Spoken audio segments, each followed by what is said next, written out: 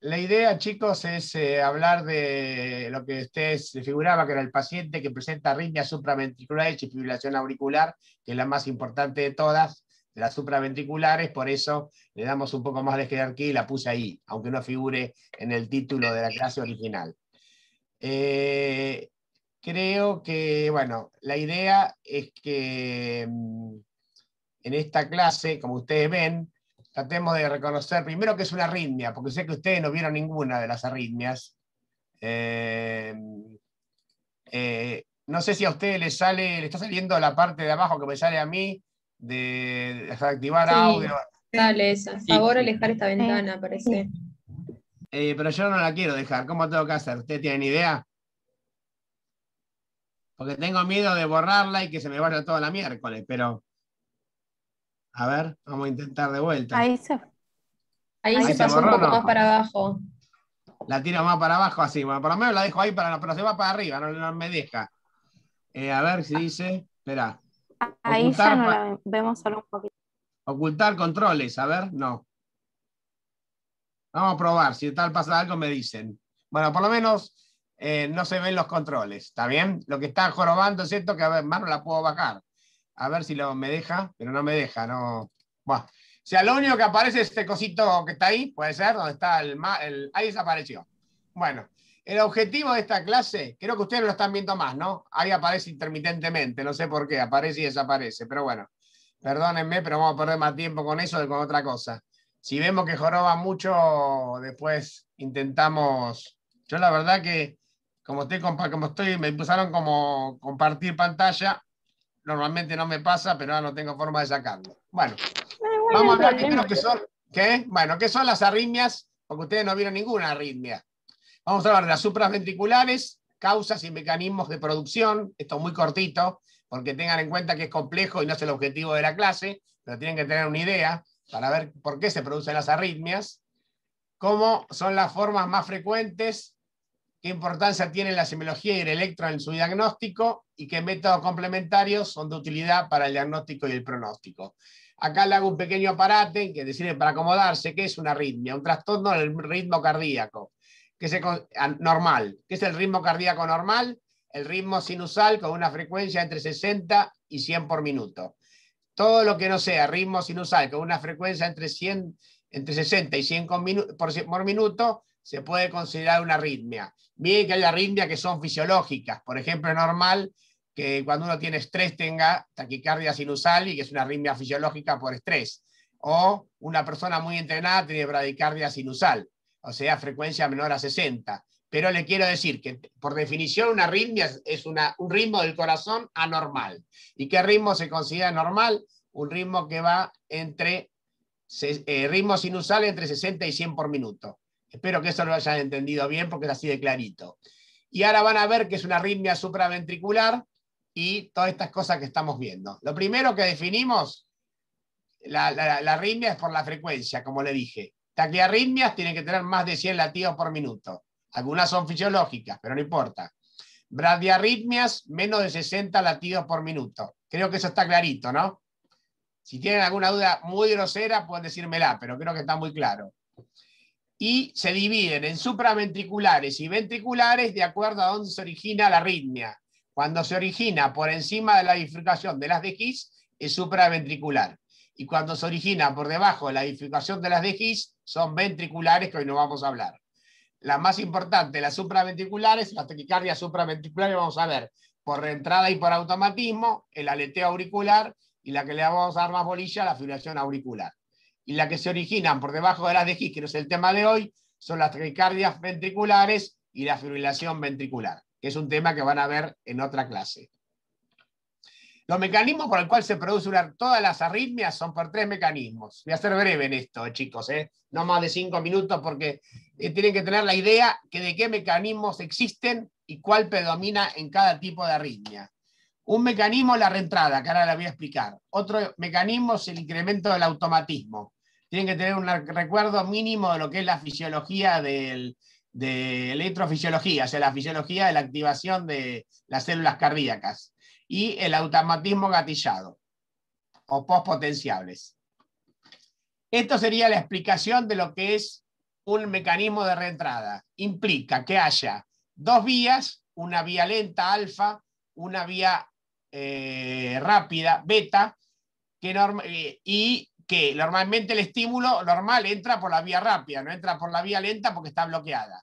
Pero si se produce una extrasístole que agarra la vía rápida en periodo refractario, sí puede entrar por la vía lenta. Y entonces eso hace que una vez que pasó, si bien sigue para donde tiene que ir, también puede reentrar al revés por la vía rápida, que ya dejó de ser refractaria, y eso crea el fenómeno reverberante. ¿Sí? Es la forma, así con una vía lenta de entrada y una vía rápida de reentrada, es la forma lenta rápida que ahora si quieren se la voy a mostrar clínicamente. Mucho más raro es que la extrasístole también tiene que haber una doble vía siempre, alfa y beta, lenta y rápida, si no, no hay reentrada, ¿sí? Por eso generalmente las reentradas más comunes donde son en el nodo AB, que hay vías lentas y rápidas. En otras partes no hay vías lentas y rápidas. Está claro, un poquito perisinusal puede haber, pero las más comunes son ahí. Pregunta, ¿esto depende de que haya alguna malformación congénita? No, esto es normal, esto es fisiológico. Ok. Todos Ok, tenemos ok. vías rápidas y vías lentas. Lo que pasa es que generalmente las vías lentas son tan lentas que nunca llegan a desencadenar la reentrada. ¿Está claro? Hay gente que, por una característica propia de ella, tienen la vía lenta menos lenta que lo normal y eso provoca que una extrasístole, que a uno no le hace nada, a otro sí le hace. ¿Está bien? Genial, Entonces, bárbaro. pero tiene que haber dos vías, siempre. Hay gente que las tiene fisiológicas y gente que tiene en exceso y aparte la lenta es menos lenta de lo que tendría que ser. La otra forma que es más rara es que igual tiene que haber dos vías, lenta y rápida, lenta alfa y rápida beta. Entra por la vía normal porque encuentra la vía alfa, perdón, que la lenta la encuentra bloqueada, pero entra lo suficientemente precoz para que cuando quiere reentrar ya se puso, esta vía lenta se puso activa y entonces produce la reentrada de forma rápida lenta, que es mucho menos frecuente y más excepcional. De cualquier manera, el concepto que tienen que tener ustedes es que la reentrada es por una doble vía, que si bien es fisiológica, en determinadas personas están modificadas las características, o por causas genéticas o por causas clínicas, ¿sí? Por ejemplo, hipertiroidismo, hay muchas causas, ¿sí? Pero que me favorecen que estas vías sean menos lentas que lo normal y que una extrasístole desencadene la reentrada. ¿Hasta ahí vamos bien? Es medio complicado, pero no se angustien. Entiendan que hay vía rápida, vía lenta, y se dan las condiciones para que entre primero por la lenta y después por la rápida, o viceversa. La forma más común es la lenta rápida. Disculpame, ¿te puedo hacer una pregunta? Sí. En cuanto a vía rápida y lenta, ¿a qué haces referencia? ¿La entrada de qué? No, son vías dentro del sistema de conducción. Ah, perfecto, genial. O sea, serían vías de, digamos, de lo que van, los haces que van dentro de la aurícula o el nodo AB o las de His, tienen que ser dentro del sistema de conducción. ¿No ves que acá otra forma de reentrada, que es patológica, casi siempre es patológica, genética, es la por haz accesorio, o sea, por haz de Kent, o sea, viste, el Wall Parkinson White, las preexcitaciones, que ya las van a conocer mejor, no se asusten. Acá el nodo AB no tiene nada normal, probablemente tenga doble vías, pero no funcionan, pero hay un haz anómalo que sí puede tener una conducción y entonces a veces entra por acá y entra por acá y te da la característica de la preexcitación. Pero el problema es que a veces entra por el nodo AB y reentra por el haz accesorio. Ahí se forma la reverberancia y la taquicardia paroxística que tienen estos pacientes, como el Wall Parkinson White, el Long Gannon Levine, lo van a conocer mejor el año que viene, no se asusten. Pero son vías anómalas, o sea, serían una forma de preexcitación porque hay un axe accesorio por fuera del nodo AB, por fuera de las vías normales. Acá sí es absolutamente patológico. Bueno, sepan que hay ortodrómicas que entra por la vía normal y reentra por el as, y mucho más raro entra por el as y reentra al revés, antidrómica. Pero ese tema lo van a estudiar mejor el año que viene. Y ahora es un tema que no lo vamos a tocar dentro de las arritmias supraventriculares. ¿Está claro? Pregunta. Sí. Entonces puede ser esta reentrada por las vías anómalas, que es por ejemplo esta, o si no, que entre por la vía lenta en vez de por la vía rápida. Sí, de las dos maneras tenés reentrada. sea por la vía, no una vía que existe normalmente, pero que está modificada, ¿sí? Genéticamente o por una patología, o que tenga un asa anómalo que es mucho menos frecuente. Es mucho, o sea, no son frecuentes ninguna de las dos. Las taquicardias por reentrada no son frecuentes, pero las del asa anómalo son menos frecuentes. ¿Está bien? Que serían la Parkinson-White, alguna labradina normal, o por asa accesorio. ¿Está bien? Que son preexcitaciones. Es una patología muy específica, ¿eh? No es una arritmia cualquiera. ¿Está claro eso? ¿Alguno tiene una duda acá? No se angustien porque no es el tema que ustedes tienen que saber ahora. Les estoy explicando todos los mecanismos por el cual se producen las arritmias. Y esto más raro, que es un mecanismo por aumento del automatismo. Normalmente, fase 4 o desaparición diastólica espontánea, que generan marcapaso, funcionan como marcapaso, que son el nódulo sinusal y el nódulo AB. Las demás no tienen actividad de marcapaso. Pero en condiciones patológicas, células normales de la aurícula o células normales del ventrículo, sea el His-Purkinje, que igual tiene una expresión diastólica muy lenta, que puede aumentar, o de las ventriculares directamente, que no tienen fase 4 o desaparición diastólica espontánea, la adquieren y se convierten en células automáticas. Es un mecanismo raro, pero sepan que existe. Y lo más raro de todo, y que no en este caso, bueno, acá jode un poco esta porquería, a ver si la puedo bajar, porque los tapona, pero no se preocupen, porque no tiene mucho que ver con el tema de hoy, son las postpotenciales tardíos. Normalmente a nivel ventricular, a nivel auricular casi no hay, ¿sí? Hay después de los potenciales normales puede haber pequeñas variaciones del potencial de reposo que se llaman postpotenciales y suelen darse en corazones normales. Pero ante situaciones patológicas como es la intoxicación digitálica, como es la reperfusión después de estar obstruida una arteria, o la taquicardia del tracto de salida del ventrículo derecho, estos postpotenciales son mucho más intensos, y cuando son muy intensos pueden llegar a producir un potencial de acción porque llegan al umbral de estimulación y entonces producen potenciales de acciones y son taquicardias automáticas por postpotenciales o por aumento de los postpotenciales. Son muy raras, pero y existen sobre todo a nivel ventricular. A nivel auricular no hay. Son los tres mecanismos, o sea, si quieren repasar rápidamente, eso es lo que le dije, acá lo tienen. Reentrada, incremento del automatismo o automatismo gatillado o postpotenciales. Lo que nos importa a nosotros por ahora es la reentrada y el incremento del automatismo. El automatismo gatillado o postpotenciales a nivel auricular, o sea, supraventricular, no existe. Esta es la parte más densa, chicos, no se angustien. A ustedes les va a sonar un poco a chino básico. ¿Por qué? Porque hasta acá no hablé de clínica. Hablé de fisiopatología y hablé de mecanismos fisiopatológicos. Y si a ustedes no les gusta mucho la física, no les gusta mucho la electrofisiología, generalmente te suena chino básico, porque estamos a hablar de los potenciales de acción, no solamente del QRS, sino del potencial de acción con todas sus fases. ¿Se acuerdan? Alguna vez las hemos visto en fisiología y un poco también en alguna parte de patología. Entonces, hasta acá es una introducción para que ustedes sepan que una arritmia es un trastorno del ritmo, una situación anormal. Por eso el paciente que tiene arritmia tiene una situación anormal. Puede ser porque aumenta una frecuencia o baja una frecuencia normal, o porque aparecen mecanismos que desencadenan arritmias que no son ritmos normales, que no son ritmos sinusales. Y dentro de esta vamos a hablar hoy de las arritmias que se originan por arriba del nódulo sinusal, o sea, las arritmias supraventriculares. Dentro de esto, ¿qué voy a decir? Voy a decir cuáles existen, voy a hablar básicamente, van a ver, de 5, 3 primeras que son un poquito más cortitas y 2 que se le vamos a dar más importancia, y en cada una que voy a decir cuáles son las características, cuál es el mecanismo predominante de producción, que un poco acá lo están viendo, cuáles son cómo la identifico, cómo la defino con la clínica y de qué tengo que ver en los exámenes complementarios, fundamentalmente en el electro, que es el método más básico para definir una arritmia. ¿Vamos bien? Ya sé que esta parte fue la más difícil, esta es un poco más simple, van a ver electros también acá. Sí, yo tengo una pregunta. Cuando te referís a incremento del automatismo, ¿es que el nodo sinusal o cualquiera de la forma de conducción están superados por el... o disminuir?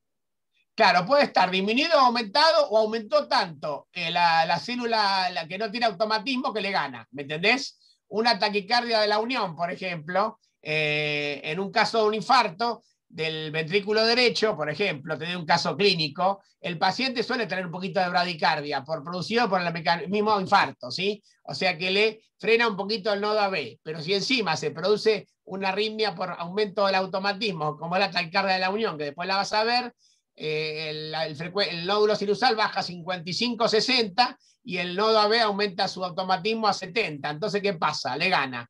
Y en vez de tener ritmo sinusal, tenés ritmo de la unión, o sea, ritmo bajo. ¿Está claro? Obviamente producido por un infarto, por un isquemia. Perfecto, sí. ¿Ahí Bien. más o menos te ayudó para entenderlo? Sí. Gracias. Obviamente, sí. Vos estás con una taquicardia sinusal, no se va a manifestar la taquicardia de la unión. Pero en la patología que se manifiesta la taquicardia de la unión, y hablamos, aparte cuando hablamos taquicardia de la unión, hablamos de taquicardia, o sea, una frecuencia que está por encima de la frecuencia normal que tiene el nodo AB, porque el nodo AB tiene automatismo. ¿Saben cuál es la frecuencia de automatismo del nodo AB? 40 por minuto. Cuando estamos hablando de 70 es una taquicardia para el nodo AB. ¿Eso lo entendieron? Sí, genial. Bueno, igual relájense porque la parte que viene es mucho más clínica, mucho más divertida y mucho más fácil de entender. Por supuesto que si le queda alguna duda, al final volvemos a charlar. Sigamos. ¿Qué arritmias supraventriculares son las más importantes? Primero vamos a hablar, no las más importantes, pero que se ven en gente sana muchas veces y en gente joven, que son las taquicardias por reentrada, o también llamadas taquicardias supraventriculares paroxísticas por reentrada. Algunos le llaman reciprocante, pero bueno, son los mismos términos. ¿Qué dijimos? Lo repaso. Que para que haya una taquicardia supraventricular por reentrada, generalmente está en el nodo, excepto que haya un Wolf, que no vamos a hablar hoy del Wolf, tiene que haber una doble vía nodal, que si bien es normal, tiene que estar manifiesta. Tienen que tener propiedades de conducción de la vía y los periodos refractarios de las mismas diferentes, o sea, que haya una vía que conduce lento y una vía que conduce rápido. ¿Está claro? Y finalmente se genera el circuito de la reentrada. Lo expliqué antes, pero básicamente si ustedes le preguntan cómo se produce la reentrada, porque hay una doble vía en el nodo AB, que si bien suelen ser, a veces existen, acá se ponen de manifiesto, por genética, rara vez por algún mecanismo que la predispone, y lo importante es que hay una vía lenta y una vía rápida, y se dan las condiciones para que una extrasístole provoque el mecanismo reverberante o de reentrada que lleva a la taquicardia. La reentrada paroxística supraventricular antiguamente se llamaba intranodal. Lo dejo porque para que quede claro que la supraventricular paroxística se produce en el nodo AB, la reentrada. Pero el término correcto es taquicardia supraventricular paroxística por reentrada, ¿sí? Se presenta desde la segunda década de la vida, o sea, a partir de los 10 años, aunque es rara. Generalmente predomina de los 20 a los 30, pero puede llegar a los 15. ¿Está claro? Segunda década es a partir de los 10 años. Es bastante rápida, 150 a 220. Es más importante cuando va asociado, que es raro, al hipertiroidismo. Yo le dije que puede ser un mecanismo que me ponga de manifiesto una doble vía. Miocardiopatía hipertrófica, que suelen tener, es una forma de miocardiopatía especial, que ya la van a ver si no la vieron, genética, y que también suele tener dobles vías. Y muchas de estas tienen también Wolff-Parkinson-White o preexcitación. Igual te dije, del Wolff-Parkinson-White, como es un tema especial, no lo vamos a hablar estrictamente ahora. Pero como ven, es una taquicardia con una alta frecuencia, de 150 a 220 latidos por minuto. Y esto es lo más importante. Cuando vos le preguntás al paciente, ¿qué sentiste? Palpitaciones, muy rápidas, como el corazón me volvía loco. Y vos te diste cuenta cuando empezaba y terminaba así. Empezó de golpe, como quien dispara una cuerda, o sea, bruscamente, y termina bruscamente, provocándolo o espontáneamente. Capaz que se fue, qué sé yo, al baño, hizo un valsalva, y el valsalva, su mecanismo, van a ver que puede cortarlo, porque produce bradicardia. ¿Está claro? O sea, produce activación vagal, que frena el mecanismo de reentrada muchas veces. Si el latido es mayor la taquicardia es mayor a 200 latidos por minuto, el pulso es incontable. O sea que cuesta percibirlo. ¿Por qué? Porque tienen tendencia, como es gente joven, en general lo toleran bien, pero tiene muy poca diferencia entre la sistólica y la diastólica. Y si se fijan, es un detalle, como ¿dónde se produce la reentrada? Se produce en el nodo AB. ¿Dónde se manifiesta más bien? Se manifiesta abajo, o sea, a nivel ventricular. O sea, la taquicardia se origina supraventricular conduce, es angosta el QRS porque va por la vía normal, pero la taquicardia van a ver que está, o sea, produce frecuencias altas ventriculares. Pero para arriba es raro que vaya, a veces se debe, a veces se estimula, pero justamente como va para arriba también y puede producir ondas P, que a veces coincide con la actividad ventricular, hay ondas A cañón. ¿Qué son las cañón? ¿Se acuerdan la tía del capaz que se olvidaron un poco, no sé si le dieron pulso venoso? Pero en el pulso venoso normalmente uno tiene un pulso venoso negativo y rara vez se ven ondas A. Bueno, cuando las ondas A son muy importantes, pero son regular y rítmica con el pulso arterial, aunque no es permanente, aparecen de vez en cuando, suponete una frecuencia de 200 y onda A cañón de 100 o seguramente son múltiplos. Eso puede ser justamente porque está conduciendo a 200 para abajo y un poco más lento para arriba, para la aurícula. Como coinciden, cuando coinciden la contracción auricular y la ventricular, ¿para dónde va el latido auricular? Para atrás, para la vena. ¿Está bien? Porque está cerrada la válvula. Si la válvula está abierta porque no coinciden, entonces, bueno, no pasa nada, no se ven las P a veces. Pero sí hay ondas P retrógradas, ahora la van a ver. No siempre se ven, ¿eh? A veces se ven, a veces no se ven. La onda P tiene que estar antes de la onda T durante el ST, generalmente. Y puede ser, en la forma más frecuente, la distancia entre la R anterior y la P es más corta que la distancia entre la P y la siguiente R. Ahora la van a ver, no se angustien por esto. Es la lenta, rápida o la más frecuente. El QRS es angosto. Y hay una forma típica, que es la que dijimos, que es la reentrada nodal lenta rápida. Es conducción anterógrada por vía lenta, conducción retrógrada por vía rápida. Estoy repasando lo que recién les dije como un repaso. Y acá tienen el ejemplo de una taquicardia. ¿Ven que es una taquicardia rápida de QRS angosto, porque no es un QRS ancho? Olvídense que tiene otras cosas este paciente, porque no es un pibe y tiene también, digamos, inferior al nivel del ST. Eso obvienlo, no le demos bola. Está bien, porque no me importa para la clase de hoy. Pero si ustedes se fijan, acá lo único que ven es ondas P. Perdón, no ven ondas P, aunque traten de hacer el esfuerzo de buscarlas, no aparecen. Probablemente estén metidas acá. ¿Ven eso que yo puse ahí, esa muesquita? A ver, voy a tratar de pasar el mouse al anterior. Voy a pasarlo por un segundo. Pluma, a ver si lo puedo marcar mejor con la pluma. Ahí tienen. Esa es la P, ¿ven? La P negativa. Eso que yo marqué ahora. Eso.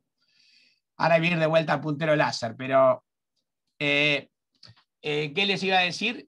Y de pronto, bruscamente, se cortó. Ahí se cortó. Después que se cortó, bueno, aparecen ritmos ventriculares, ritmos con aberrancia, otro ventricular, un supraventricular, un ritmo que no es sinusal, y después recién recupera el ritmo sinusal.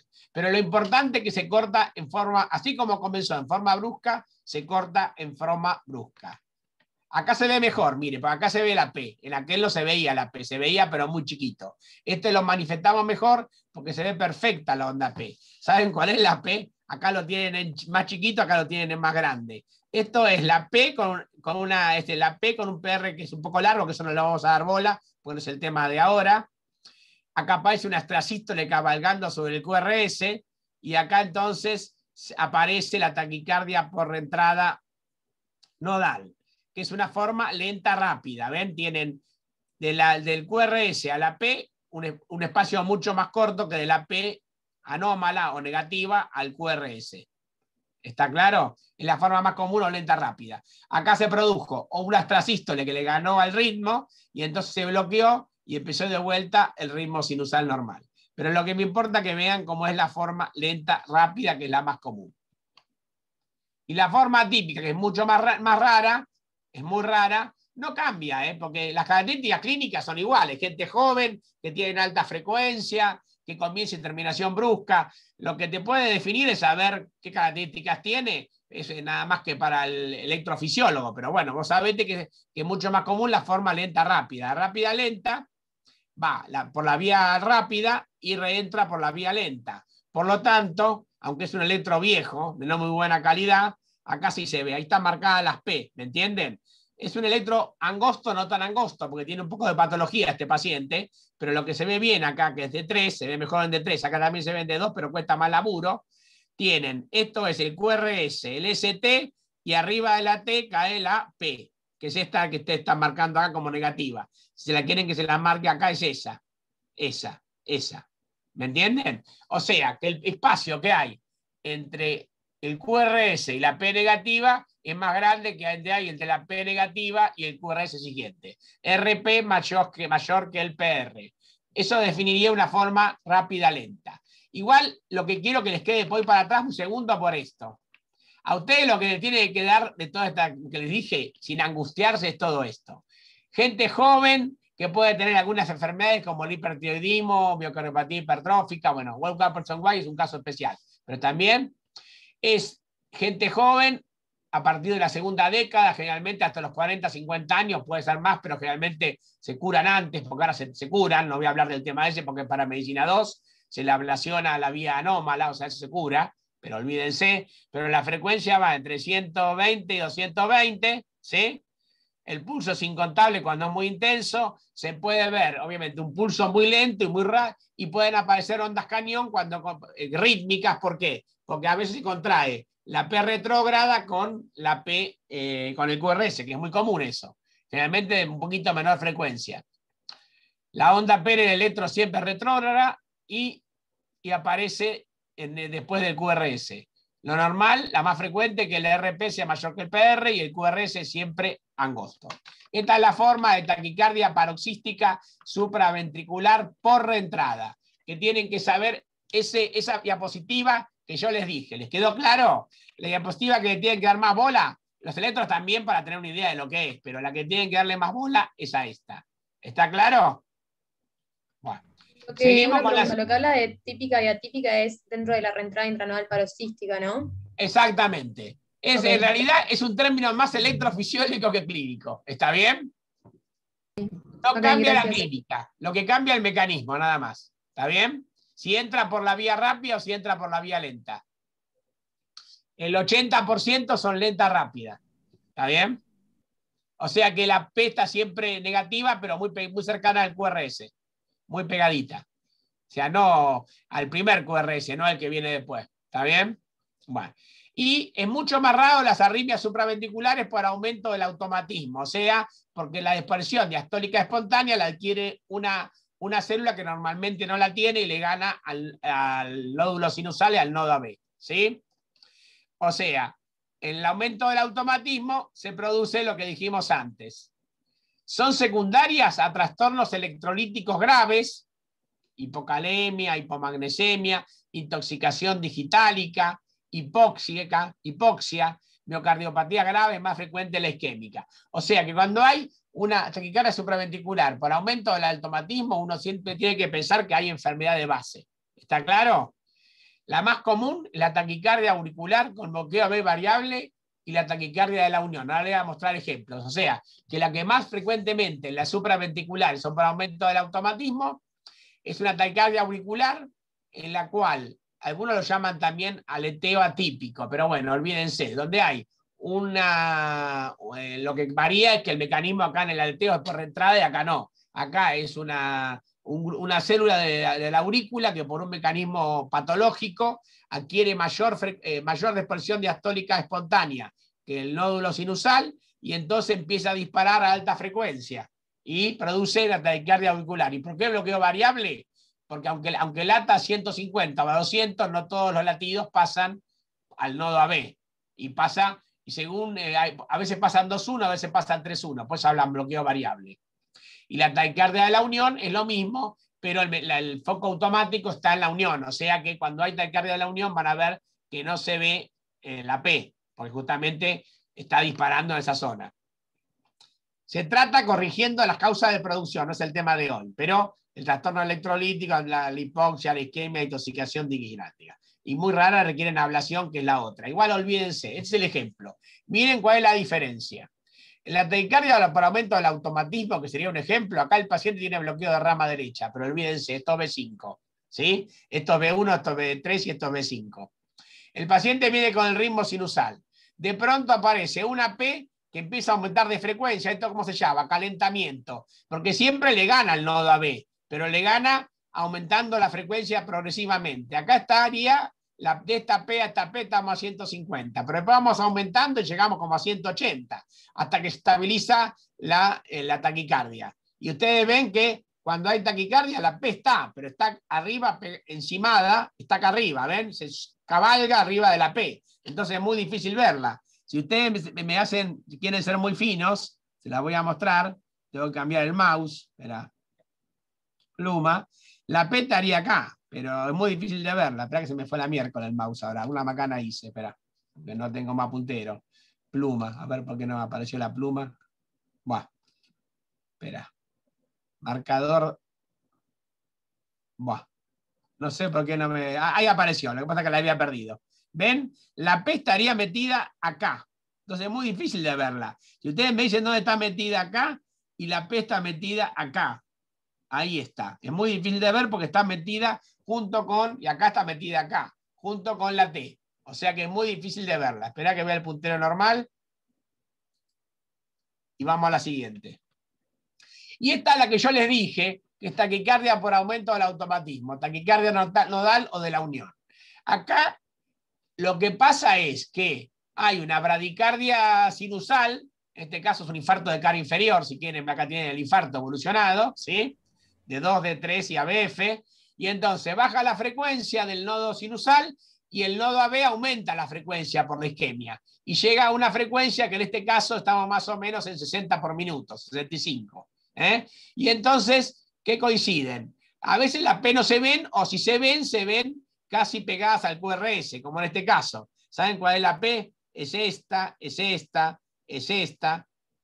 Pero esta es una, está claro que por la frecuencia que tiene es una taquicardia por aumento del automatismo de la unión o taquicardia de la unión producida en el contexto de una enfermedad como un infarto que produce bradicardia sinusal y taquicardia de la unión. Es una patología que ¿cómo se trata? Tratando el infarto, se va sola. De última se puede aumentar la frecuencia del nódulo sinusal, pero no es el tema de hoy. ¿Está claro? O sea, que de estas arritmias tienen que tener claro que son raras, son por aumento del automatismo, son siempre patológicas, ¿sí? Las más comunes son las taquicardias auriculares con bloqueo variable como esta, que son, acá justo tienen un ejemplo que es de alta frecuencia, pero se comporta muy parecido a veces al aleteo, con la diferencia que la P es diferente al aleteo. Después se los voy a mostrar cuando vean el aleteo. Y aparte de esto, son raras. Se ven en patologías como intoxicación digital, átomos electrolíticos o miocardiopatías. Y la taquicardia de la unión, que es a una frecuencia no muy alta, pero sí alta para la unión, o sea, por el nodo AB, es más o menos con una frecuencia entre 65 y 75, y que generalmente acompaña a la bradicardia sinusal, en el cual producen este fenómeno en el cual la P coincide con el QRS. ¿Por qué? Porque esta P no conduce. Lo que está produciendo es la taquicardia de la unión, y la P sinusal, que como está independizada del nodo AB, se ve igual. A veces no se ve, a veces se ve. Ese es el resumen de lo que vimos hasta ahora de las taquicardias supraventriculares, que son por reentrada, y las taquicardias supraventriculares por automatismo, que son las únicas dos que existen como arritmias supraventriculares que no sean ni aleteo auricular ni fibrilación ventricular. Faltan 40 minutos, si quieren hacemos un mini break. ¿Tienen alguna duda? O sea, yo sé que lo que ustedes más van a dudar es el mecanismo fisiopatológico. Acuérdense de los 3 mecanismos, y que a nivel supraventricular el más común es la reentrada, por lejos, y la reentrada donde se produce en el nodo AB, y menos frecuentemente por un anómalo, en el Wall-Parkinson-White. ¿Está bien? Y muy rara vez en pacientes muy patológicos por isquemia, por trastornos electrolíquidos o por miocardiopatía, puede haber taquicardias que no son por reentrada supraventriculares, sino que son taquicardia auricular por aumento del automatismo, que tiene un mecanismo de calentamiento, y acá el comienzo no es tan brusco y la terminación tan brusca como en la entrada, es más progresiva y van acompañados de la patología. Y de la taquicardia de la unión, que son de menor frecuencia, pero mucha frecuencia para el nodo AB, porque tienen una frecuencia de más o menos 65 a 75, y generalmente van acompañadas habitualmente a infartos o isquemia. ¿Alguna duda hasta acá? Yo tengo una duda. ¿Por qué desacelera una vez que empieza a ascender en la aurícula, la P empieza a acelerar en el bloqueo variable? ¿Por qué después desacelera? Porque, mira, generalmente las taquicardias auriculares tenés que actuar vos. Yo no lo dije porque me estarían metiendo en terapéutica. Así como la reentrada se puede detener bruscamente, con terminación brusca, a veces duran muchas horas, pero en general se pueden detener solas porque por un mecanismo vagal, inclusive porque, qué sé yo, porque hiciste fuerza para ir al baño o porque te apretaste sin querer el cuello o giraste la cabeza, a veces se paran solas. Las taquicardias por automatismo no se paran solas. Se paran si vos actuás sobre la causa o si vos actuás sobre la arritmia. ¿Está claro? Sí. O sea, con medicación, no es espontáneo. En cambio, la otra puede ser espontáneo. Y vos por reentrada, el hecho que sea de comiso y terminación busco, le pone el rótulo de taquicardia supraventricular paroxística por reentrada. Igual tenés que interrogarlo bien y, por supuesto, después tratar de ver un electro o una prueba funcional, que ahora se las voy a describir todas al final. ¿Qué hace con un paciente así uno? Bueno, primero lo presume, hace un electro, a veces se encuentra la arritmia, no la encuentra, se fija si hay alguna anomalía como una preexcitación, que ese no es el tema de hoy, pero eso nos hace anómalo, por eso les digo. Y finalmente lo que hace es, si tiene duda, le pide un electro de 24 horas, que es el Holter, que puede ser de más horas también. Y eventualmente hay forma de producción, que no es el tema de hoy, porque estamos hablando ya de diagnósticos más sofisticados. ¿Está claro? Por supuesto que en todos estos pacientes, ¿qué hago? Como yo les dije, que las supraventriculares son de gente sana, pero favorecidos por trastornos tiroideos, le pido un perfil tiroideo. Si pienso que tiene alguna enfermedad cardíaca, le pido un eco, estudio del corazón. ¿Está claro? Depende de lo que yo piense. Bueno, alguna duda más porque termina el mini break que tenemos que meternos al aleteo. No es muy largo. Lo que es largo, que lleva 20 minutos, media hora, es la fibrilación. ¿Avanzamos? Igual al final les dejo un ratito para hacerme otras preguntas, chicos. ¿Les parece? Bueno. El aleteo auricular es la segunda arritmia más frecuente después de la fibrilación auricular en las supraventriculares. Es una arritmia supraventricular representada por ondas en diente de sierra, llamadas ondas F, regulares, anchas, sin trazo isoeléctrico entre ellas, a una frecuencia que va entre 220 y 350 latidos por minuto. Lo habitual es que tenga 300. O sea, en el aleteo, las ondas supraventriculares, que son las ondas F, que serían equivalentes a la onda A, pero la onda P, perdón, es equivalente a la onda P, tienen una frecuencia promedio de 300 latidos por minuto. Pero se conducen al ventrículo con una frecuencia que va entre 60 y 150, pero que siempre es múltiplo, y la más frecuente, ¿cuál es? 150. O sea, cuando ustedes tienen una arritmia que tiene QRS angosto, que impresiona supraventricular y que es de 150 latidos por minuto y está bastante bien tolerada, en general, y tiene alguna patología asociada, lo primero que uno piensa es en una aleteo auricular. Por supuesto que ahora les voy a mostrar cómo se hace el diagnóstico, pero entienden que en el aleteo auricular no existen ondas P, existen una onda que la reemplaza, que son ondas en diente de sierra, llamadas ondas F, que son regulares, anchas. Van a ver que van al revés, son negativas en D2, E3 y ABF, a diferencia del ritmo sinusal, que es positivo. No hay espacio isoeléctrico entre ellas. La frecuencia de las ondas F o ondas de aleteo son de 250 a 350 y el promedio es 300. Como la conducción AB nunca puede ser a 300 latidos por minuto porque no lo permite el nodo AB, normalmente tenemos un múltiplo. Lo más frecuente es 150. Si el nodo AB está más bloqueado, puede llegar a ser 100, puede llegar a ser 75 y más raro puede llegar a ser 60. ¿De acuerdo? Acá tienen un aleteo auricular bloqueado para que vean bien las ondas. Es un aleteo típico. Miren, D1, D2, D3. ABR, ABL, ABF, B1, B2, B3, B4, B5, B6. Tiene patología este paciente, pero olvídense de la patología. Lo que a ustedes les importa es esto. Estas son llamadas ondas F. Ven que son negativas. Acá la frecuencia es menor a 300. Está una frecuencia más o menos de 250. ¿Está claro? Acá tienen D2. Pero son negativas en D2, en D3 y en ABF. Y son positivas en D1. Acá cuesta verla, cuesta más que acá verla, la onda P. No se ve muy bien. Después le voy a mostrar una que se ve, la onda P. Suelen ser positivas en B1. Acá realmente, yo sé que están, pero realmente no se ven. Probablemente son esta, esta y esta, pero la de acá no se ve, sinceramente. ¿Está bien? Pero por lo menos tengan claro cómo se ve normalmente un aleteo. Por supuesto que este aleteo está bloqueado. ¿Qué significa? Que por cada 1, 2, 3, 4 es un bloqueo 5-1. Entonces, ¿cuánto es la frecuencia? Encima, la frecuencia es 250 y la frecuencia está más o menos un poquito cerca de 60. ¿Está claro? O sea que no es lo más frecuente, pero para que vean bien las ondas F. Es una arritmia, ahora vamos a la clínica. Es una arritmia común y por lo general se presenta en corazones enfermos. O sea, tienen alguna patología. Se presenta a cualquier edad. Es una arritmia que tiende a perpetuarse, pudiendo durar semanas o meses. O sea, es más raro que sea paroxística. Puede serlo, pero no es lo más frecuente. Suele ser, esto no importa, para que tengan una idea, el tratamiento farmacológico, pero muy sensible al tratamiento eléctrico, lo van a ver el año que viene. Y también a la ablación. ¿Qué causas predisponen a la aparición de aleteo? EPOC, bronquitis espasmódica, grave, hipertiroidismo y causas cardíacas, infarto, pericarditis constrictiva, cardiopatía coronaria crónica y miocardiopatías. O sea que en general o hay o causas respiratorias o trastornos tiroideos o enfermedades cardíacas cuando hay aleteo. ¿Está clarito eso?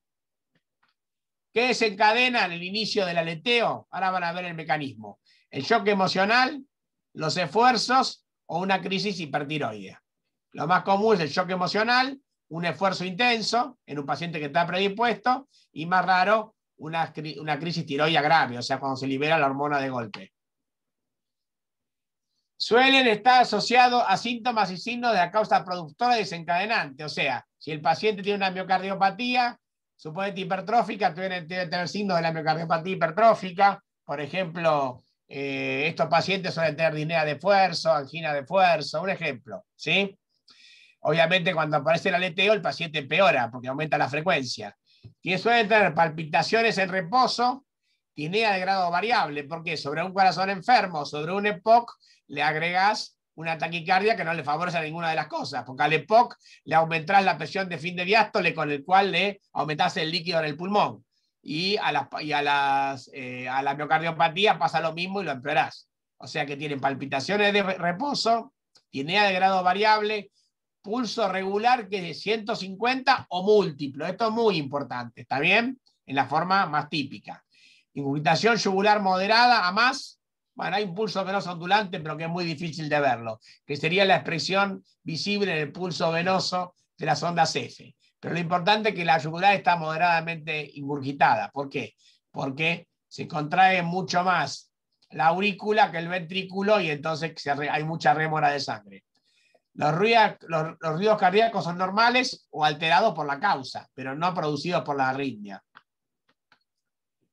La mayoría de los casos, ¿cuál es el mecanismo por el cual se produce el aleteo? Obedece a una reentrada, macroreentrada auricular, o sea, un movimiento circular que se favorece por la modificación de los periodos refractarios del miocardio auricular. Y participan la desembocadura del seno coronario en la aurícula derecha, el tabique interauricular y el istmo cabo tricuspidio, que suele ser el que se ablaciona en los aleteos. O sea, no se angustien, esto es técnico, esto es para que nadie, yo no conozco a ningún cardiólogo que sepa exactamente, miren que soy cardiólogo, de memoria cómo se produce realmente la macrorrentada. Todos sabemos que está el istmo cabo tricuspidio y el tabique, pero la desembocadura del seno coronario, algunos se acuerdan y algunos no.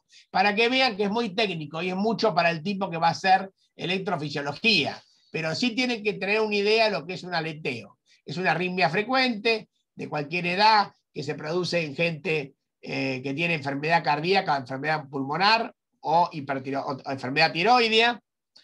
Y el mecanismo es por una reentrada, pero que en este caso se produce macrorrentada, o sea, no en el nodo AB, en las aurículas. Intervienen todas las estructuras de las aurículas que tienen modificados sus periodos refractarios. Y la más común es la típica, que se produce por una reentrada, la desembocadura del seno coronario en la aurícula derecha, interviene como circuito, ¿no? El tabique intereural y el limbo cabo tricuspidio.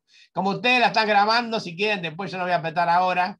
El año pasado, que todavía no estábamos canchero con Zoom, yo la hice grabando audio. Ahí tienen un audio, pero ahora no lo vamos a pasar. Más o menos resumen lo que yo les dije. Clasificación del aleteo auricular. Bueno, el típico es el que a ustedes le importa. Negativo en D2, D3 y ABF y positivo en B1. Y el atípico, si bien puede existir como aleteo, cuando ustedes ven un aleteo atípico, el primer diagnóstico es diferenciarlo de la taquicardia auricular con bloqueo AB o taquicardia por automatismo aumentado.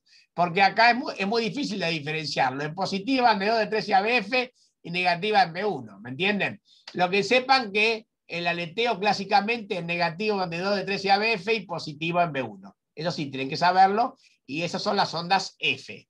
Eso, una frecuencia de 150 por minuto, con un pulso igual, una yugular ligeramente ingurgitada y patologías predisponentes, me hacen el diagnóstico de aleteo, que lo confirmo con ¿qué? Con un electro que tiene todo esto que les digo. Tiene las ondas F, que suelen ser 2.1, 3.1, 4.1 con relación al QRS, pero que son siempre negativas en D2 y ABF y positivas en B1.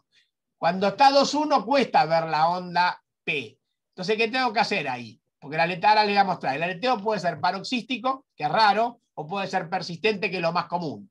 El paroxístico es de comienzo y terminación brusca, es muy raro. El más común es el persistente.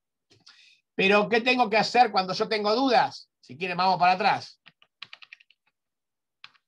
Lástima que yo me olvidé de ponerle, tenía uno y me olvidé, creo que la borré. Ya no voy a parar tiempo. ¿Vieron cuando yo les mostré esto?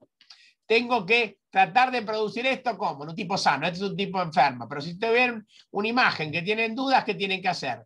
Con cuidado, producir un mecanismo vagal para frenar la frecuencia. Por ejemplo, con un monitor en un lugar seguro, con una vía puesta mejor, y le hacen un masaje del seno carotidio, que hace un efecto vagal, y entonces empiezan a ver las ondas F. Cuando tienen dudas, porque el aleteo es 2.1 y cuesta mucho ver las ondas F.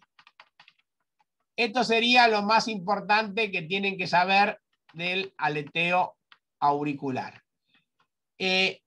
No es difícil el aleteo. Ven que me llevó 10 minutos, ya tenemos como 20 o 25, más o menos 20 para la fibrilación. Pero ven que el aleteo es una arritmia que no es difícil de diagnosticar si uno la tiene claro. ¿Por qué se produce? ¿Cómo se manifiesta? Porque siempre son múltiplos, y acordarse que es un mecanismo de macro rentada en la aurícula y que da P negativas en D2, D3 y ABF y positiva en B1. Cuando es 2.1 cuesta ver la P, cuando es más de 2.1, 3.1, 4.1, ahí se ven perfecto las ondas F, y entonces ya tenés el diagnóstico de aleteo auricular.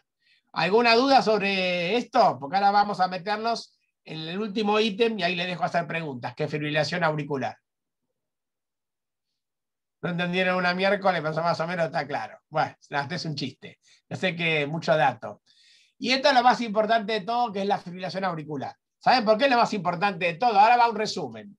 Pero miren. Es una epidemia en el siglo XXI. Es una arritmia cada vez más frecuente. ¿Por qué? Porque se ven corazones enfermos, la gente vive más años, tiene más cardiopatías y entonces tiene más fibrilación auricular. Prevalencia en la población general 1 al 2%, pero en los mayores de 80 años cerca del 10%. O sea, es la arritmia supraventricular más frecuente, y no solamente eso, es la arritmia de todas las arritmias la más frecuente.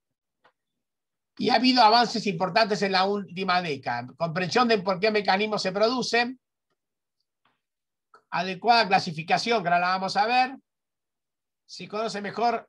¿Qué es mejor? Si controlar el ritmo, eso no es para eso, es para medicina B, pero bueno, si es frenarla, porque van a ver que produce arritmias de frecuencias muy altas, o es mejor volver al ritmo normal. Y eso se hace por cardioversión eléctrica. Y lo otro importante que produce la fibrilación auricular, que aumenta mucho el riesgo cardioembólico, ¿sí? Y hay que saber cómo está indicada la anticoagulación. Es un tema para medicina B, pero cuando la aurícula está fibrilada, ¿qué le pasa? Ahora lo voy a repasar mejor. Pero esto es un resumen. Cuando la aurícula está fibrilada, no se contrae. Como no se contrae, ¿qué hay? rémora de sangre. Y como hay rémora de sangre, fundamentalmente en las orejuelas y en todo el resto de las aurículas se produce trombosis. Y esa trombosis, sobre todo cuando la fibrilación va y viene, o cuando no va y viene, pero aumenta y se siente la frecuencia, se puede desprender y producir embolia periférica. Eso se produce en un paciente que tiene fibrilación crónica, sea paroxística o sea persistente, se produce con una frecuencia alta, que está cercana al 10%. El problema es que es muy más adelante, porque es productora de embolias periféricas y ACV. ¿Está claro? Es la arritmia de presentación más común en el adulto mayor. Por lejos, las más frecuentes horas. Su prevalencia aumenta con la edad. Esto es importante, ¿eh? Duplica el resto de las arritmias. ¿Ven lo que les dije? Es muy frecuente. 1 al 2% de toda la población y 10% de los mayores de 80. ¿Cuáles son las patologías que me predisponen a aparecer de FA? Casi todas, hay un montón. Igual no se angustien, vamos yendo de a poquito. Hipertensión arterial y enfermedad coronaria, por lejos las más frecuentes. Valvulopatías también. Insuficiencia cardíaca, obviamente asociada a todo lo de arriba. Otra causa también. Miocardiopatía hipertrófica, cardiopatía congénitas, tromboembolismo de pulmón, EPOC, miocardiopatía periparto, que es rara, pero bueno, para que sepan, miocarditis lúpica, pericarditis urémica, apnea de sueño, obesidad, síndrome metabólico, diabetes, dislipemias. ¿Por qué todas estas? Porque favorecen la aparición de cardiopatía. No se olviden del hipertiroidismo, que es una causa muy frecuente de producir FA. Insuficiencia renal crónica. Ahora les voy a resumir, queden tranquilos. Cirugía cardíaca y no cardíaca, historia familiar, hay gente que tiene FA familiar, factores genéticos, bajo peso al nacer, igual son detalles. Infección, inflamación, aumento de la grasa pericárdica, disfunción autonómica y otras arritmias. El alcohol, la cafeína, bueno, algunas medicaciones. Escúchenme, de todas esas causas que les dije, vamos a resumir las que no se pueden olvidar nunca, y es lo que le van a tomar, si le llegan a tomar, son 5. Por frecuencia. ¿Qué se produce FA en gente sana? No, en gente enferma, igual que el aleteo. Pero acá, ¿qué predomina? La hipertensión arterial, primer causa. Segunda causa tan frecuente como la hipertensión. Por supuesto, hipertensión mal controlada, no se asusten. Bien controlada normalmente no produce. Pero a veces la gente no sabe que tiene hipertensión o no le da bola. Segunda causa, cardiopatía isquémica, aguda o crónica. La crónica también. ¿Está bien? Con todo esto hablamos de, puede haber insuficiencia cardíaca, pero tercera causa, ¿cuáles son? Valvulopatías. Más frecuente las reumáticas. La más frecuente de todas, ¿cuál? Estenosis mitral. ¿Se acuerdan que era, capaz que ya la vieron? No sé, dineizante, embolizante, por todo esto, por la FA fundamentalmente. Entonces, valvulopatías, las más frecuentes, las mitrales, pero también las aórticas pueden producir. La estenosis aórtica también produce FA. Dijimos, cuarto, ¿cuál? Hipertiroidismo, o sea, enfermedades tiroideas. Mucho más frecuente el hiper que el hipo. Y quinto, tromboembolismo de pulmón. De estas 5 causas no se pueden olvidar. Después meten todas las que yo le dije, EPOC. O sea, ante la desesperación metan cualquier enfermedad cardíaca, pulmonar, genética, que generalmente pueden producir FA. Pero no se pueden olvidar de las 5 que les dije. ¿Alguna duda? Bueno. No. Bueno. No, yo por las dudas, porque causas hay 20 millones. Como vieron, usted dice aceite de pescado. Se describieron que hay algunos aceites de pescado que aumentan, pero los que se usan acá no. ¿Está bien? Bueno. Están puestos, yo lo dejé porque así estaba puesto, ¿viste? En uno que sacamos del American College, ¿verdad? Pero en realidad no es lo que uno ve habitualmente. A veces hay que buscar causas raras. ¿Cómo hago el diagnóstico de fibrilación auricular? Interrogando al paciente. Porque el paciente ahora van a ver que tiene síntomas. Revisando al paciente. Y fundamentalmente que tengo que dar bolilla. Al pulso arterial, al pulso venoso y a la auscultación del corazón. Ahora vamos a ver. ¿Está claro? El electrocardiograma de reposo. O sea que el diagnóstico lo hago interrogando al paciente. Ahora van a ver cómo.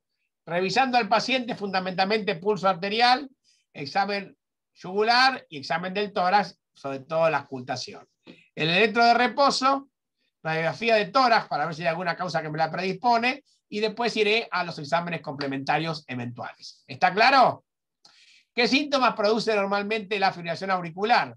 Palpitaciones y taquicardia, que cuando son de comienzo brusco suelen ser evidentes. Cuando la arritmia es crónica, pueden no estar presentes. O sea, están siempre presentes con palpitaciones y taquicardia en la forma paroxística y en la forma de reciente comienzo. En la forma vieja, crónica, muchas veces no está presente. El paciente no se da cuenta que tiene ni palpitaciones ni taquicardia. ¿Está claro?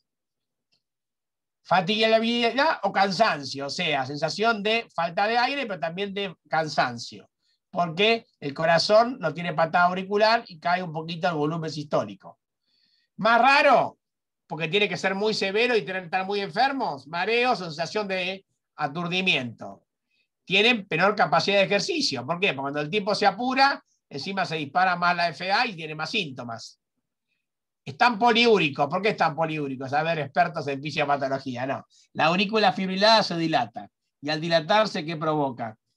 Liberación del factor natriurético y de entrada aumenta la diuresis. Pero eso es en la etapa inicial, después no pasa más. ¿Está claro? Bueno, disnea, obviamente, pueden tener angina, pero esto asociado a qué? Depende de la causa, si es cardiopatía isquémica, presíncope o síncope. Miren que normalmente la arritmia por sí sola no produce presíncope o síncope. Lo produce en determinadas patologías. Miocardiopatía hipertrófica, cardiopatía isquémica o ninguna de estas causas, pero asociada a estenosis carotidia bilateral. Qué raro. Puede iniciarse con una ACV. ¿Por qué? Por la embolia. Esperemos que no sea la causa habitual que uno diagnostique, pero cuando uno tiene una ACV en gente joven, lo primero tiene que ir a fijarse en las malformaciones cerebrales, pero también tiene que ir a fijarse si no tiene paroxismos supraventriculares, o sea, fibrilación auricular paroxística. Ahora van a ver. Embolias periféricas, clausas, insuficiencia cardíaca derecha. ¿Y qué es lo que tengo que preguntar al paciente de la palpitación y de la taquicardia? Si se dio cuenta cuándo inició, a veces se da, y cuándo terminó, a veces se da cuenta y a veces no se da cuenta. Si se dio cuenta si era de alta frecuencia o de baja frecuencia. Si fue de paroxístico, cuánto duró. Si lo sintió como algo muy grave, y bueno, y después, si se da cuenta, cuánto fue la disnea, si tuvo angina. ¿Está claro todo esto? Hay que preguntarle al paciente. Y a causa que son precipitantes, es lo que tiene que tenerla en cuenta y preguntarlas, que son el ejercicio, o sea, es más frecuente que la fibrilación le aparezca al ejercicio, a veces ni se da cuenta el paciente. Una emoción violenta, como enterarte que, bueno, dejémoslo ahí, que vamos a entrar en fase 1, te jorobando. O el alcohol, ¿está bien? El alcohol también puede ser una causa precipitante. Obviamente hay gente que tiene... Perdón, estas son cosas que yo le tengo que preguntar a mi paciente si como que me van a indicar más que tiene esto. ¿Sería? Claro, en realidad lo que yo tengo, digamos, primero tengo que saber si puede tener fibrilación auricular. Y después, si yo pienso que lo provocó, como hay causas que son precipitantes, tengo que preguntarle, ¿te apareció en el ejercicio o estabas quieto? ¿Tuviste una emoción violenta? ¿Hiciste un consumo excesivo de alcohol? ¿Está claro? Antecedentes ya lo dijimos. Cardiovasculares, cerebrovasculares, el que tiene formas recurrentes, y después todas las patologías que predisponen a esto. Diabetes, hipertensión, EPOC, hipertiroidismo. Yo le dije antes, bueno, el tromboembolismo es más raro porque es recurrente, pero puede darse. Enfermedad coronaria, o sea, todas las... y valvulopatías. Si no, hay que buscarlas, ¿sí? Repasamos de vuelta los síntomas para que les queden claros. Puede no tener síntomas en un paciente que lo tiene hace mucho tiempo o no se dio cuenta. Pero lo habitual son palpitaciones rápidas e irregulares. Ahora entramos en hilar un poquito más fino. Disnea y angor si es muy rápida y según la etiología y estado cardíaco previo. ACV o embolias periféricas, esperemos que no sea la forma de inicio. Y los signos son el pulso. ¿Se acuerdan que hablábamos de pulso con... se produce lo que se llama el delirium cordis? O sea, el pulso es irregular y desigual total. O sea, es generalmente con una frecuencia alta, puede que no, si está frenada o si el corazón es viejo, pero La frecuencia variable va entre 60 y 180, es raro que sea más alta, 200 casi nunca llega. Generalmente entre 60 y 150 está en la mayoría. El pulso es irregular y desigual total y no siguen ningún patrón. O sea, cuando vos tomás el pulso, es un latido alto, un latido bajo, uno más cerca, uno más lejos. No sigue ningún patrón estricto. Ingurgitación yugular parcial, pero no tiene ningún tipo de ondas. Está ingurgitada la voz. Y cuando escuchás el corazón, también está loco. Forma parte del delirium cordis. El R1 variable y con, si no está muy rápida, los periodos RR son, digamos, de sístole y diástole son todos variables, los diastólicos. ¿Por qué? Porque varía la frecuencia muy rápidamente. Ahora van a ver ejemplos.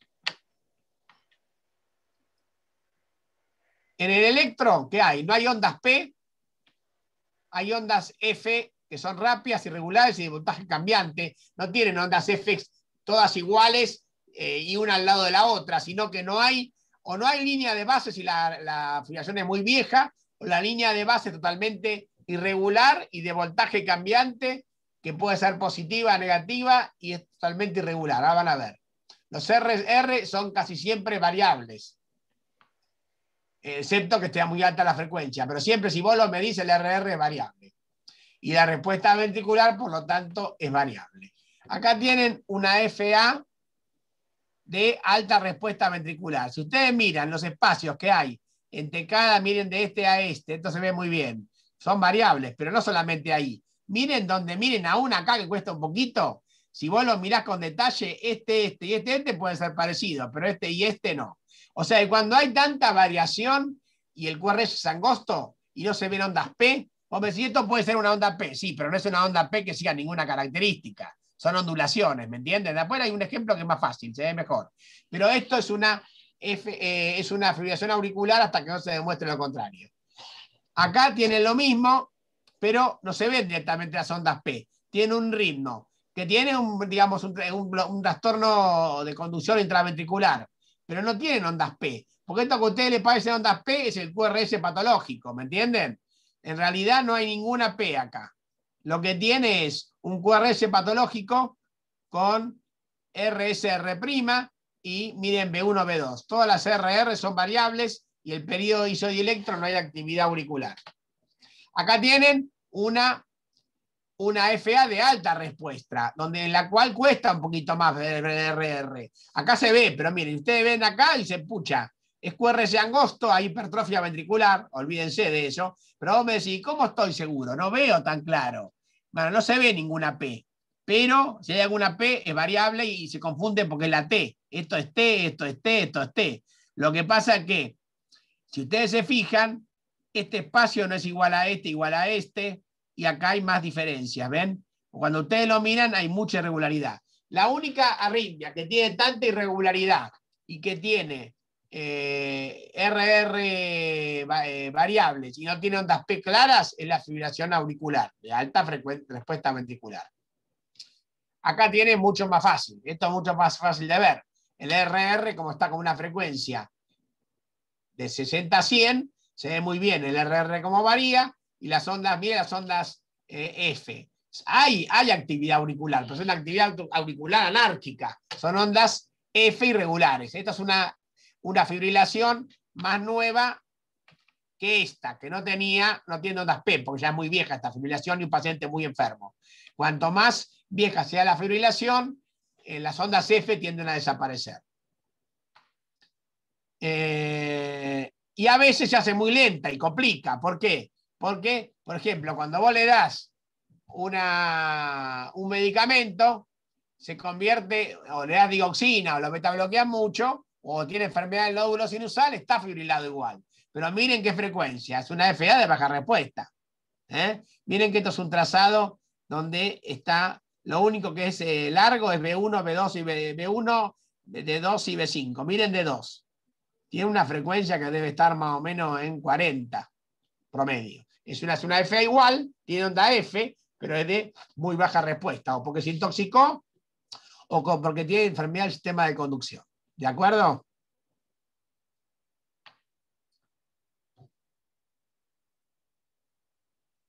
Y acá esto que está acá es para que lo vean. En realidad es una fibrilación auricular, porque si ustedes se fijan, ven que hay ondas F que tienen morfología diferente. Me dicen, parece un aleteo. Si lo miran bien, son todas diferentes. Algunas son picudas, otras son más redondas, otras son más angostitas, otras son más largas, de alta respuesta. Ahora, el RR no es irregular. ¿Por qué? Porque la intoxiqué con digoxina. ¿Y qué hace la digoxina? Hace una fibrilación de base y la intoxicación que hace, una taquicardia de la unión por intoxicación digitálica. Y el ritmo es regular. Igual estamos en una sofisticación, pero le digo esto porque para que ustedes sepan, vamos a la siguiente, que no, digamos, normalmente en la fibrilación auricular, que es lo que ustedes tienen que saber, es que el ritmo es absolutamente irregular. ¿Qué otra enfermedad, qué otro ritmo puede ser irregular y con ondas P que no son sinusales e irregulares? Un ritmo prefibrilatorio, que se llama taquicardia auricular multifocal y que suele verse en corazones enfermos o en EPOC, en pacientes que tienen hipoxia. Ven como los RR son todo variables, pero ustedes se fijan, hay ondas P de diferente morfología. Acá se ve muy bien. Miren, esta P no es igual a esta, no es igual a esta y no es igual a esta, puede ser igual, pero no siempre es igual. O sea, si van a B1, ven que la morfología de todas las P van variando y también van variando la frecuencia con la cual aparece el RR. Se llama taquicardia auricular multifocal. Es una forma de un ritmo prefibrilatorio, para que sepan que hay otros ritmos que son como la fibrilación, pero no es una fibrilación. El mecanismo es el mismo. No hagan hincapié en esto, no se vuelvan locos. Quiero que lo conozcan, porque algún día lo van a ver cuando sean médicos, pero a ustedes lo que importa entender ahora lo que es una fibrilación auricular. Resumo rapidito, no se pueden olvidar ni mamado de estas primeras diapositivas. Los síntomas, los signos y cómo se ve en un electro. ¿De acuerdo? Olvídense si quieren de la intoxicación con taquicardia auricular y ritmo regular porque les va a complicar. Pero sepan esto, que siempre hay RR variable angostos, no hay ondas P y está reemplazadas o por ondas F irregulares o ausencia de actividad auricular. Y si hay P todas variables, pero que anteceden al QRS, puede ser un ritmo prefibrilatorio que se llama taquicardia auricular multifocal y representa lo mismo. ¿Qué otros métodos usamos? Ya estoy por terminar, chicos. Electrocardiograma, Holter de 24, 48, 72, ¿para ver qué? Para ver los paroxismos. El ecodoppler cardíaco transtorácico, para ver si hay cardiopatía asociada. Y el transesofágico, ¿para qué lo uso? Cuando quiero ver algunas valvulopatías o para descartar trombos en las aurículas cuando no se ven en el transtorácico. O sea, el ecocardiograma transesofágico sirve para ver valvulopatías o trombos en las aurículas cuando no se ven en el transtorácico y no van a verlo el año próximo y no te da tiempo a anticoagularlo antes de cardiovertirlo. Es un tema para que sepan que se usa, pero que no son para ahora para medicina. ¿Cómo se clasifica? Esto sí tienen que saberlo. Se los clasifica en paroxística, que es en forma de crisis, terminada espontáneamente o con intervención dentro de los 7 días de su inicio. Puede recurrir con frecuencia variable. Es la forma de comienzo en general. Es inicio y terminación brusca dentro de los 7 días, generalmente espontánea, a veces por intervención. Persistente es continua y mayor de 7 días. Prolongada, mayor de 12 meses. Persistente, prolongada. Y permanente es porque no respondió a la medicación o porque realmente el paciente prefiere mantener el control de frecuencia y no revertir más, porque a veces son recurrentes. Entonces el paciente se pudre. Es paroxística persistente, pero es recurrente. Y entonces el paciente entra y sale y no quiere volver a cardiovertirse más. Y prefiere que quede así, controlada la frecuencia, sobre todo en gente grande, y en general anticoagulados pueden vivir toda su vida sin ningún tipo de problema. Y después hay que clasificarla en no valvular, cuando no hay estenosis mitral o reparación valvular, y las no valvulares. O sea, que si tiene que saber cómo lo clasifico, por supuesto, en paroxística, que es menos de 7 días, persistente, puede ser recurrente, ¿cuál es la diferencia? Persistente, más de 7 días. Recurrente, cuando yo intervengo y vuelve a aparecer. O sea que es una forma de especie de paroxística, pero se prolonga en el tiempo. Prolongada, que no ocurre en 12 meses, y permanente cuando, por decisión del médico, o por falla del tratamiento y por no querer ablacionarse, porque ahora se puede ablacionar, el paciente queda con fibrilación siempre. Por supuesto que tiene que estar anticoagulado y medicado. Y está bueno, la valvular y la no valvular, que es una clasificación más. Ahora más en preguntas pasamos si quieren a la pantalla completa, pero dejo de compartir pantalla, si esta porquería me deja. Pero ahí tienen, ven, chdominguez@gmail y mi WhatsApp, tengan en cuenta.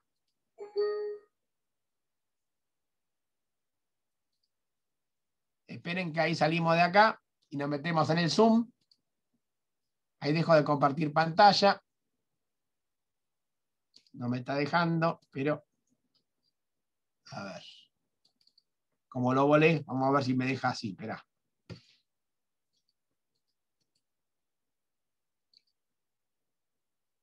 Bueno. ¿Se arreglan para que hagamos las preguntas así? Porque no me está dejando dejar de compartir pantalla. Yo me voy a ir, pero ahí me dejó. Dejar de compartir. Ahí nos vemos las caras. Bueno, de algunos por lo menos. Yo sé que es una clase compleja, chicos, no se angustien. Es más, tengo una versión, pero no se las puedo pasar porque es muy pesada. Si quieren, algunos se la paso, pero está dividida en 4 partes, que era igual que esta, pero toda grabada. O sea, ¿me entienden? Pero no grabada en Zoom. Ahora tienen grabada en Zoom, o sea que igual la pueden rever, repásenla ustedes y las dudas que tengan me las vuelven a mandar por WhatsApp o por... Miren que contesto con tranquilidad, pero contesto. Yo he dado esta clase, la he dado a la 5ª y a la 6ª, y tengo una alumna de la 5ª y la 6ª de cada tanta más alguna pregunta, porque sabe que le doy bola. No siempre le doy bola en el momento, pero después con paciencia le doy bola. Le digo, bueno, te contesto después, no puedo. Y si me mandan por mail, es probable que le conteste por mail o a veces le contesto por WhatsApp porque hago más rápido. ¿Está claro? ¿Alguna duda grosera? Se hizo tarde, pero no importa. Desgraciadamente era lo que llevaba, 1 hora y 5, 1 hora y 10 lleva esta clase. ¿Alguna duda? ¿De dónde recomienda leer este tema? ¿De dónde recomiendo leer? Mira, yo creo que en el libro de semiología no está mal, no está como tal tema, ¿viste? Pero en el libro de semio del hospital. Y si no, hay un libro muy viejo, pero te vas a volver loca, que se llaman Arritmias supraventriculares de Perosi y Suárez. No sé si lo vas a conseguir. No sirve para la terapéutica, pero está muy bueno para el diagnóstico. Está brillante. Pero es un solo libro que debe ser 100 páginas para todo este tema. Me parece que no lo justifica. ¿Me entienden? Pero se llama Arritmias supraventriculares de Perosi y Suárez. Es un libro de 50 años. Para la terapéutica no sirve para nada. Pero para leer de la fibrilación está bueno. Pero bueno, porque son los viejos jefes de cardiología del hospital. Eran profesores. Se murieron todos, ¿no? Obviamente. Yo los conocí de viejitos y yo ya estoy viejito. ¿Está bien? Bueno, tampoco no es para tanto, pero me refiero que ya, digamos, son previos a mí, yo los conocí grandes. ¿Está bien? ¿Alguna otra duda? No, simplemente agradecer por la clase. Es muy densa, yo sé que es muy densa, chicos, los entiendo. Leer mejor, más tranquilos el tema, pero simplemente agradecerle a usted. Concéntrense en los que les dije yo. Quizás tendría que haber hecho, yo lo hago, pero esta vez la verdad que me agarraron medio de sopetón y en un momento que estoy medio complicado. Porque tengo, eso es anecdótico, tengo síndrome de Meniere, por ahí léanlo. Pero me da vértigo, cuando estoy muy agotado. Entonces, culpa mía, culpa de los médicos que no nos damos bola a nosotros mismos. Pero ya estoy tratado, pero le digo esto porque en realidad tiene que darle bolilla de toda esta que le di, que es largo y interesante. Hay 10 o 15 que yo les fui remarcando que no pueden dejar de olvidarse. Y las cosas que son menos importantes, menos bola. Si quieren, después, alguno tiene alguna duda, dígame, ¿de todas estas diapositivas, ¿a cuál le doy más bola? Y yo después les digo qué número son 50 diapositivas, creo, qué número de diapositivas le da más bolilla. Lo fui diciendo durante la clase, pero si tienen alguna duda más me lo pueden preguntar. ¿De acuerdo? Que tengan un lindo día, si no hay más preguntas. Muchas gracias. Gracias. Muchísimas Gracias. Gracias. Chao, gracias. Gracias, profe. Chao. Bueno, chicos, terminamos por hoy. A descansar. Hasta mañana. Genial. Hasta mañana. Nos vemos mañana. No te olvides Sigue de grabando. guardar la grabación. Ah, eso, Sí. guarden la grabación, Miriam.